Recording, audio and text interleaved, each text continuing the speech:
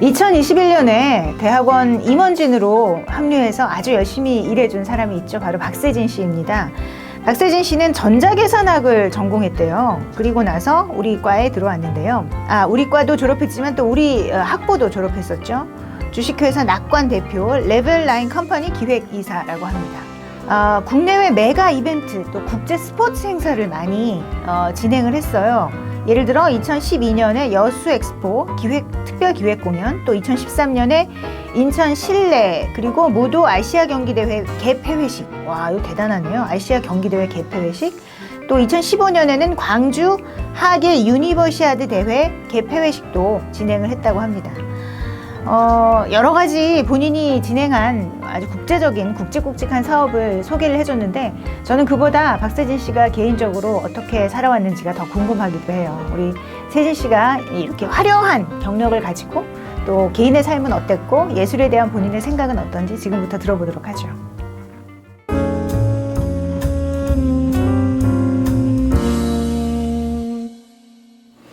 네, 안녕하세요. 저는 박세진입니다. 예술을 바꾸는 시간에 관련돼서 저에 대해서 좀 설명을 하도록 하겠습니다. 저는 공연 및 행사 기획자로서 삶을 살고 있습니다.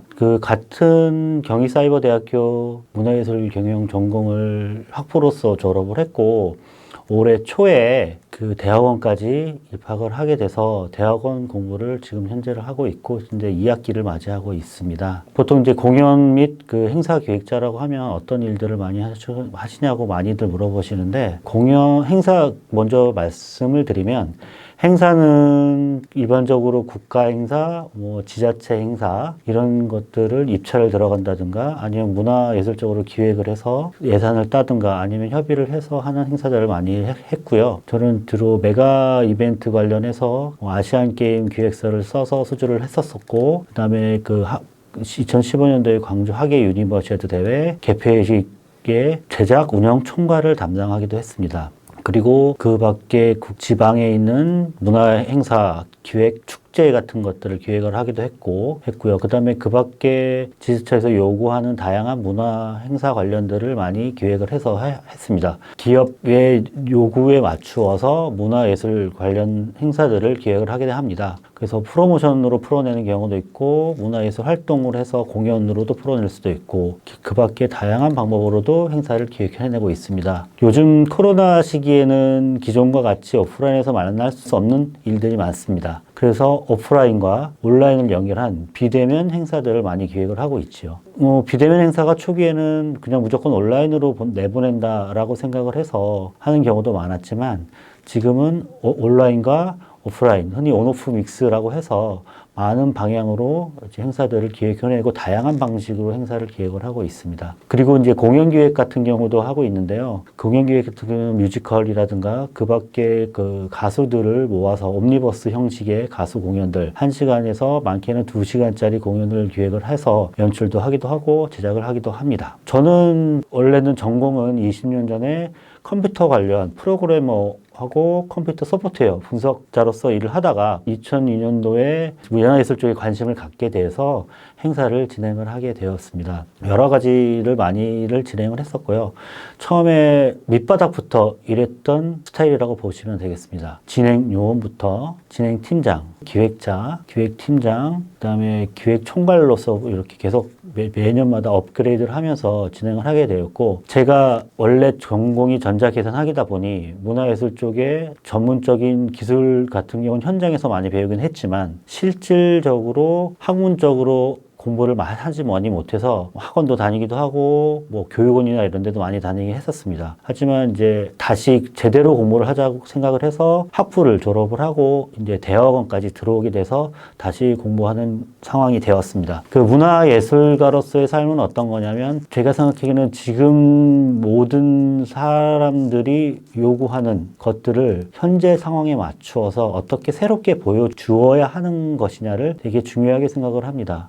그러려면 문화예술에 대해서도 많이 알아야겠지만, 지금 현 시대에서 요구하는 다양한 요구사항들을 어떻게 반영을 하여 표현할 것인가 아는 것도 되게 중요합니다. 그러면 제가 어렸을 때부터 어떤 일, 진행요원부터 어떤 일을 했었는지 간략하게 설명을 해드리도록 하겠습니다. 저는 처음에 이제 기업 프로모션 또는 기업 행사 위주로서 행사 기획자로 일을 많이 하였습니다. 처음에 일했던 것은 2000년도 초반에 삼성 하우젠 프로모션 같은 프로모션 행사를 주로 하면서 현장 밑바닥부터 진행요원으로부터 일을 했고, 그 밖에 힙합 파티를 기획을 해서 그때 당시 유행을 했던 비보이들과 연계한 공연성 행사를 진행을 했었고요. 그 다음에 그 캐릭터들을 새롭게 만들어서 새로 나온 그 공기청정기 에 대한 웅진 케어스 청정기라든 이런 행사를 진행을 하였었고, 진로 참이슬 프로모션 같은 프로모션 행사들을 위주로 많이 했습니다. 그러다 보니까 행사 기획에서는 다양한 아이디어나 현재 요구하는 사항들, 툴이나 이런 것들을 많이 사용을 합니다. 하지만 여기에는 되게 부족한 것들이 많았고요. 결국에는 기업에서 요구하는 것들이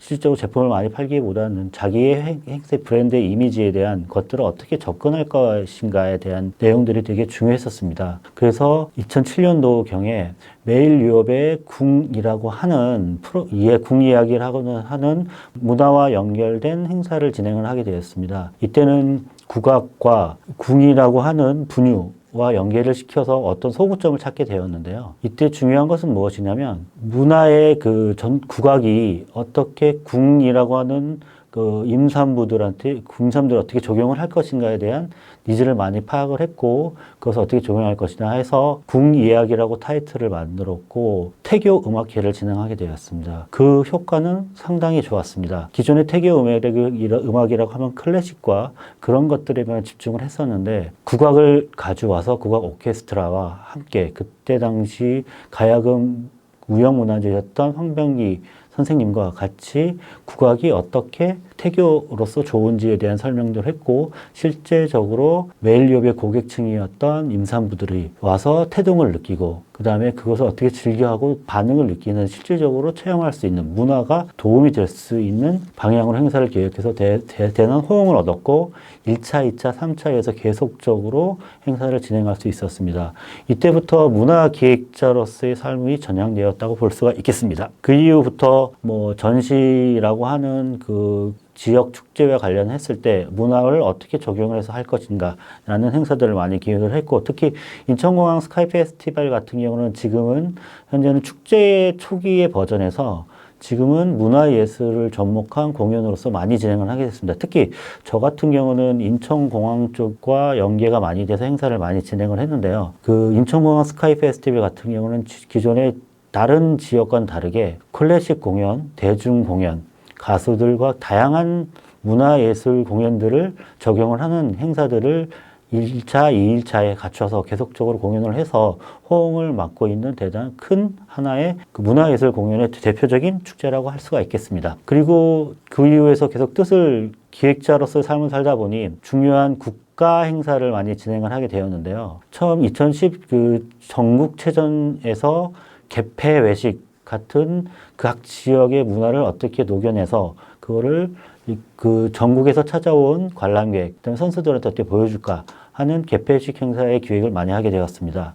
그렇게 하다 보니까 2014년도 인천 아시안게임 개폐식을 수주를 하게 되었고, 거기에 기획자로서 참여를 해서 많은 일들을 했었고, 그 후에 2015년도에서는 광주 하계 유니버시아드 대회, 세계적인 그 대학생 올림픽이라고 볼 수 있죠. 거기서 개폐식을 하게 되었고, 제작 운영 총괄로서 어떻게 이거를 기획을 하고, 그때 당시는 광주기 때문에 전라남도와 그리고 한 대한민국의 문화예술을 어떻게 접목을 해서 개회식 때 표현해 줘야 될 것은 많은 스태프들과 연출들과 같이 일을 하게 되었던 상황이 되었습니다. 그때 당시에 광주와 그 다음에 넓게는 대한민국의 다양한 문화에 대한 것들을 현재 살고 있는 대학생들에게 어떻게 보여줄 것인지 많은 고민을 하게 되었고요. 그런 것들을 개회식의 공연 종합예술로서 표현해 주었고 상당히 큰 호응을 받았으며, 그때 당시에 다른 타 대회에서 하는 많은 예산보다는 적은 예산으로 대단한 효과를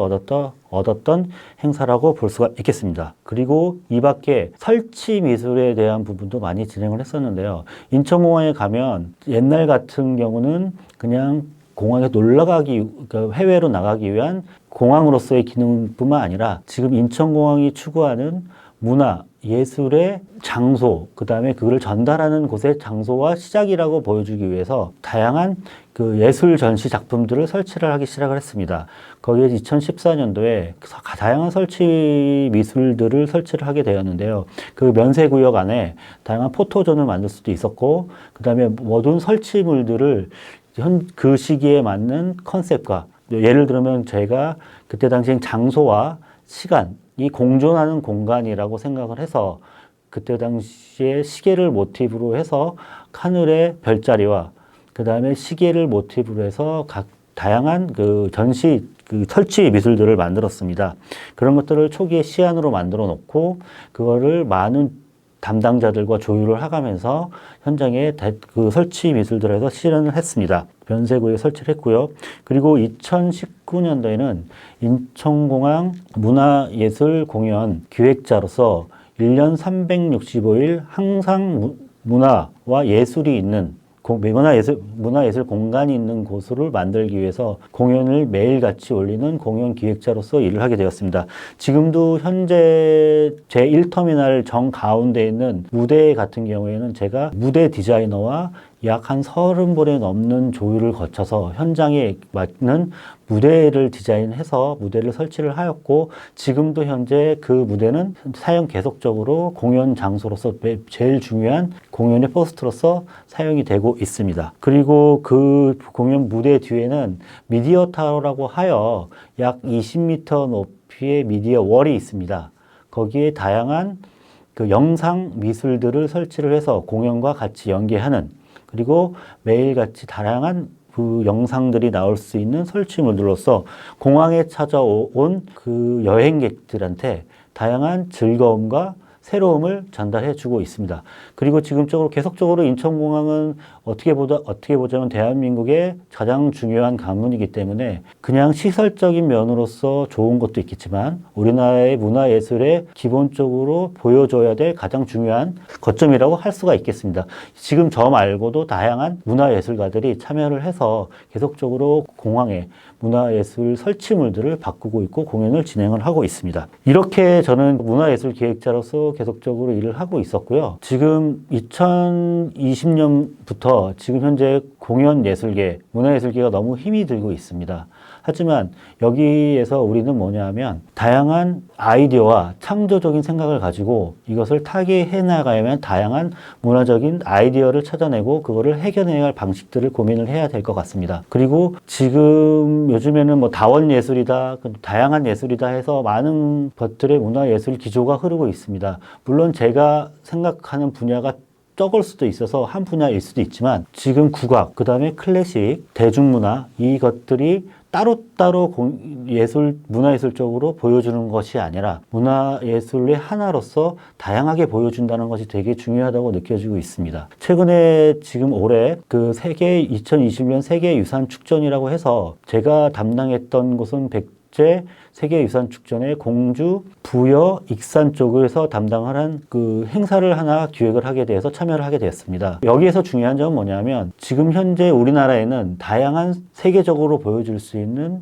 옛날부터 가지고 있던 세계적인 유산들이 있습니다. 특히 유네스코에 등재된 유산들이 많은데요. 저희는 그 공주의 공산성, 부여의 부소산성, 낙화암 등 다양한 것들을 그냥 옛날의 유적지가 아니라 지금 현재로 어떻게 적용할지에 대해서 고민을 많이 했고 거기에 음악적으로 이거를 어떻게 현실적으로 보여줄까를 생각을 해서 음원을 만들어서 제작을 발표를 했고 현장에서 공연을 하게 되었습니다. 여기에는 꼭 세계적인 유산이라고 해서 현재 우리나라 국악만 사용한 것이 아니라 기본적인 국악, 클래식, 대중음악, 그 다음에 포크음악 이런 음악들의 뮤지션들을 찾아내서 그 뮤지션들과 같이 협업을 하여 음원을 발표를 하였고 그 뮤지션들과 함께 공산성, 그 다음에 부소산성, 낙화암 이런 데를 다 같이 돌면서 그 음악을 만드는 것에 대해서 아이디어를 받아서 음악을 각각이 뮤지션들에 맞게 창작을 해서 앨범을 음원으로 발표를 했고요. 그 다음에 현장에서 그 세계유산축전 기간 동안 각 4번에 걸쳐서 각 5의 뮤지션들이 새로 만든 창작곡과 기존에 자기가 가지고 있던 유명한 곡들을 같이 해서 공연을 1시간 반 전에는 공연을 했고 많은 호응을 가지게 됐습니다. 물론 코로나의 시국이어서